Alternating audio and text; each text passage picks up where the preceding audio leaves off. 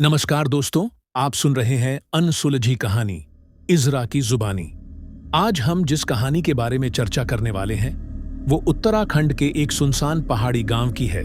ये कहानी आरव रुद्र, जो एक स्थानीय गाइड है, और एक रहस्यमयी औरत पर आधारित है।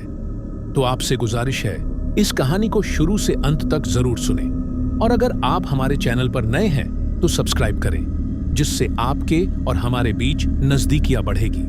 तो चलिए शुरू करते हैं। आरव एक मशहूर फोटोग्राफर था जिसे उजाड़ जगहों और परित्यक्त इमारतों की तस्वीरें खींचना बहुत पसंद था। एक दिन उसे एक पुराने सुनसान होटल शिवालिक के बारे में पता चला, जो 30 सालों से बंद था। गांव वालों का कहना था कि वहां कोई नहीं जाता क्योंकि वहां आखिरी कमरा है जो कभी बंद नहीं होता, और अगर कोई उसमें गया तो वो कभी लौटकर नहीं आया। आरव ने गांव में एक गाइड रुद्र को साथ लिया और होटल की तरफ चल पड़ा। होटल काई लगी दीवारों, टूटी खिड़कियों और सन्नाटे से भरा हुआ था। चाबियां किसी के पास नहीं थीं, लेकिन दरवाजा आसानी से खुल गया, मानो कोई भीतर बुला रहा हो। होटल में घुसते ही ठंड अचानक बढ़ गई। फर्श पर जाले और धूल की मोटी परत थी। आरव ने कैमरा निकाला और तस्वीरें लेने लगा। रुद्र ने नीचे रुकने की जिद की, लेकिन आरव ऊपर की मंजिल की ओर बढ़ गया।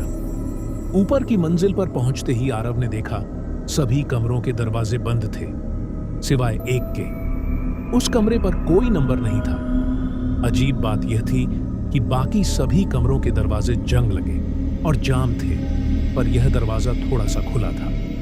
जैसे ही आरव ने दरवाजा खोला, ठंडी हवा का झोंका उसके चेहरे से टकराया। कमरे में एक पुरानी लकड़ी की अलमारी, एक झूला और एक बड़ा शीशा था। शीशे में उसे अपना प्रतिबिंब नहीं दिखाई दिया। तभी एक धीमी सी आवाज आई, काफी देर कर दी आने में। आरव ने पलट कर देखा। वहां एक सफेद साड़ी पहने औरत खड़ी थी। उसका चेहरा धुंधला था, आंखें बिल्कुल काली।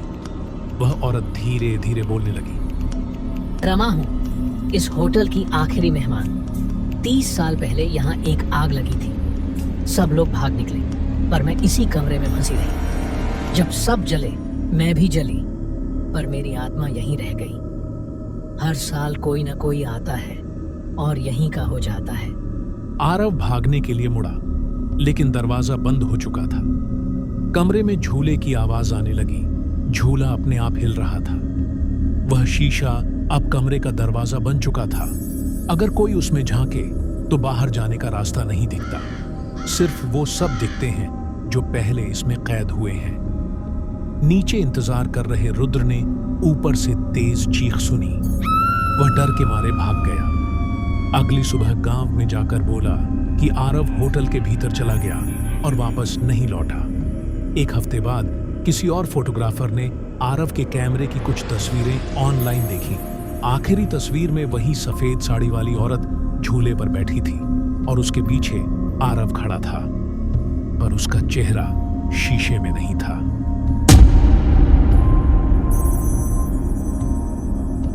दोस्तों, अगर आपके मन में या आपके साथ गठित की कहानी अगर हो तो हमारे साथ शेयर करें, जिसे हम अपने नए आने वाले वीडियो में शामिल कर सकें। शेयर करने के लिए डिस्क्रिप्शन बॉक्स में ईमेल आईडी दी हुई है।